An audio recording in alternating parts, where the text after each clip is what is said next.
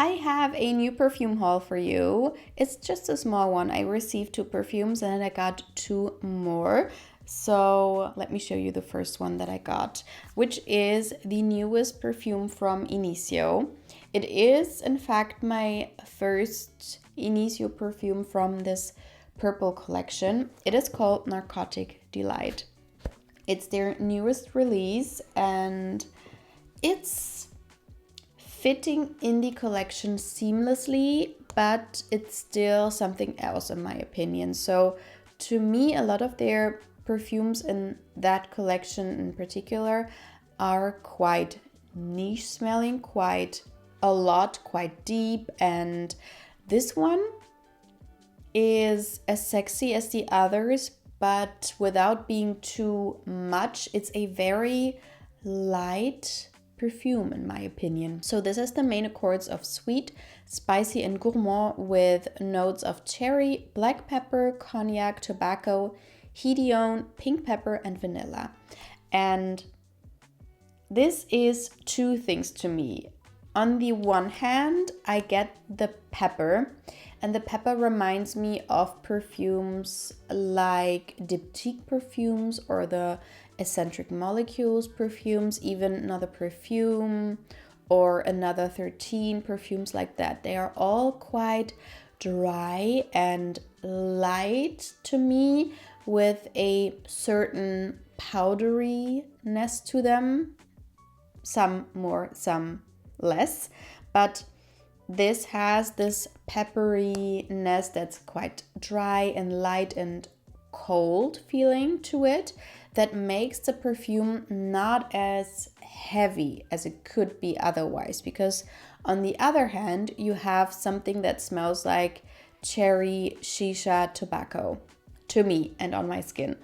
It's not super complex on my skin. It's quite a linear scent, but very specific. So as I said, it's like cherry, shisha, tobacco that is dry still. And then this pepper that almost tingles in your nose and makes this perfume even more dry and airy smelling. You get the vanilla, but it's not a very sweet vanilla. It's just giving it a touch of sweetness to make it more unisex. It's very unisex to me.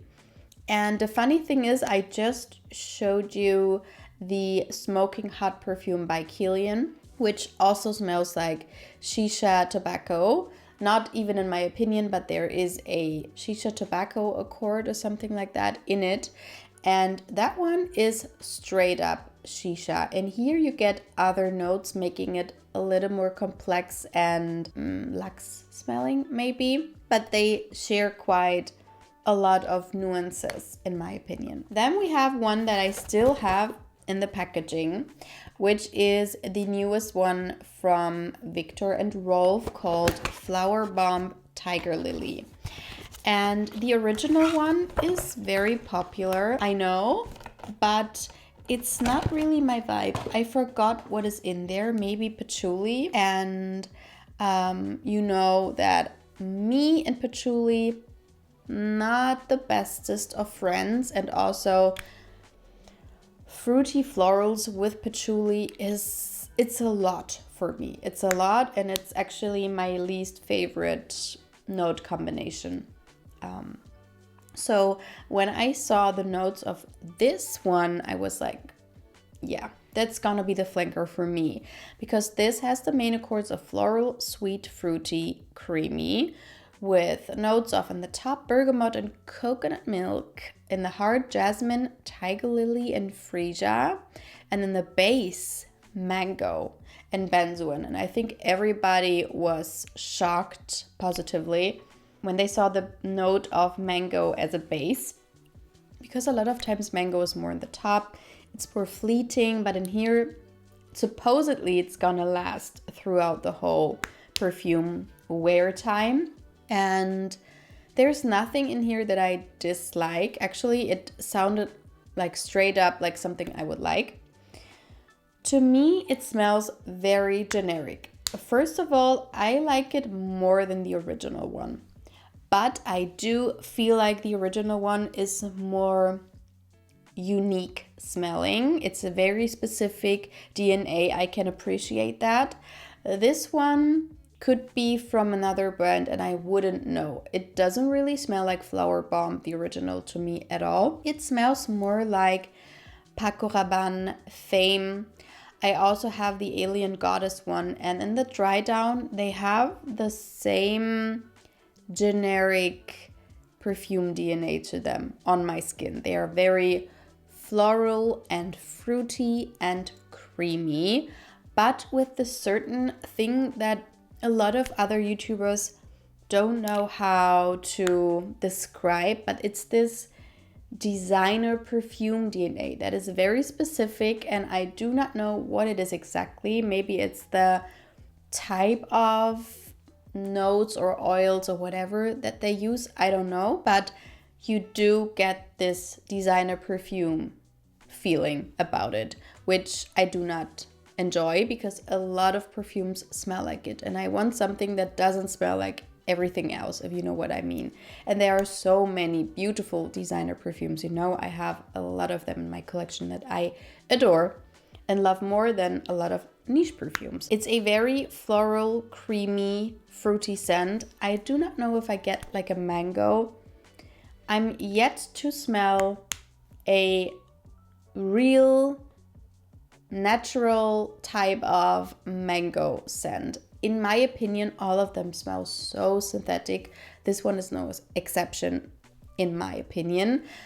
So I'm curious to see if I'm really gonna wear it. I wanted to get a sample, but I couldn't find any, and this was the smallest bottle that I could get, which is a 1.7 fluid ounces, so 50 milliliters. I do not think they come in smaller bottles, but I'm not quite too sure. So I would not suggest picking this up blindly. In other news, I have this new release by Parfum de Mali in my collection, or let's say in our collection, because this is from the men's department, and I would say it leans quite masculine, or you have to like this specific type of perfume DNA and the notes to enjoy it as a woman, or if you like more feminine leaning perfume. So this is Perseus by Parfum de Mali, and it has the main accords of citrus, fresh, woody, and green, with notes of on the top grapefruit, bergamot, blackcurrant bud,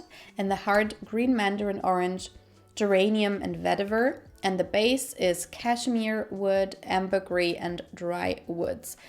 This is a beautiful perfume on my husband. I do not like those notes on myself. This to me is all about vetiver.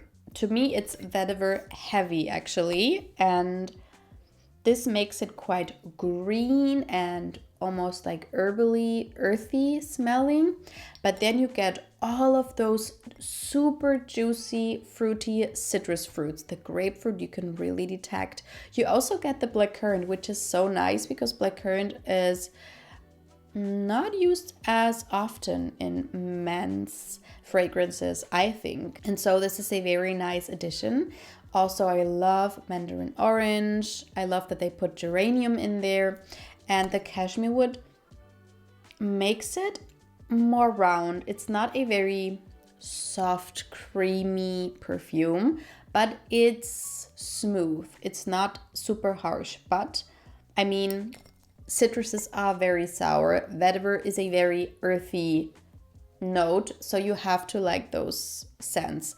But it's very potent. It has the typical synthetic DNA, just like Greenly, if you know that one by Parfum de Mali, which is also quite synthetic, and that one is a beast. And I feel like this is gonna last all day in the spring and summertime. And my husband has been wearing it, so I'm curious to see how much he's gonna wear it throughout the year. And finally, I got Maud Vanilla by Ariana Grande. I have been talking so much about this perfume and I finally got it. So now that I have been wearing it, I can tell you that this, in my opinion, on my skin, smells quite a lot like Silk Santal by Kayali. And I know I have been telling you that the Kayali one is back in stock. That's what I heard. Apparently it's not yet, but I did hear that they will come back with this perfume and it's not gonna be a limited edition anymore, but let's see. Until then, please try this one out because they are not the same, but on my skin very, very similar, especially when it comes to the mood. So this is a perfume with the main accords of sweet gourmand creamy with notes of freesia, musk, and plum. In the heart you have orris butter and praline, and in the base you have cocoa butter and vanilla. So they do share quite a lot of notes. In my opinion, they are quite similar. This is also a sweet musk, like a brown, sugary, airy, musky type of scent, having something in common with Baccarat Rouge, but not smelling like Baccarat Rouge. It's just in the background. Just this airy muskiness with the sweetness, with the praline. And then you have the freesia, making it a little bit more perfumey smelling and not just a gourmand. And the plum gives it this fruity vibe that the other one had with the nectarine, I think. So they share something fruity in there, the vanilla, the praline, and also this muskiness about it. And yeah, to me, they smell pretty much alike. The other one has a very, very, very good performance, especially when it comes to Kayali perfumes. This one is not bad though, especially when it comes to the price, but it's not a beast mode fragrance. But I do have someone in my family who owns it and has owned it for quite a while, and it does get stronger the longer you have it in your collection. So I'm very happy about it. I now own both Matte Vanilla and Matte Blush, and I do wear them a lot and like them a lot. So I think I have to get to know all of the other Ariana Grande perfumes because I think I like her DNA. So this was my perfume haul, very mixed with niche perfumes that are new, with new designer perfumes and other things. I hope you enjoyed the video. Let me know if you've tried any of those perfumes, and I hope to see you in my next video. Bye!